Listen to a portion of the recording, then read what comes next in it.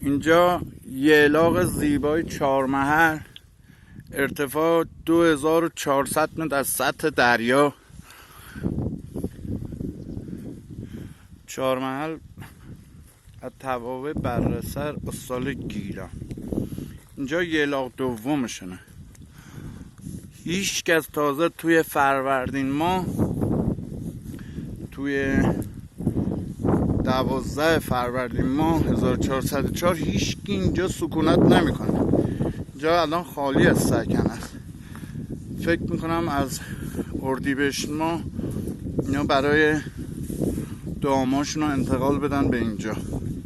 و واقعا من موندم اینجا، زندگی اینجا در جریان. یعنی موقعش که اینا بیان بالا همه چی به صورت طبیعی سنتی، سنگچینه های حریم هر خونه، حریم هر، واقعا زیبا، واقعا زیبا.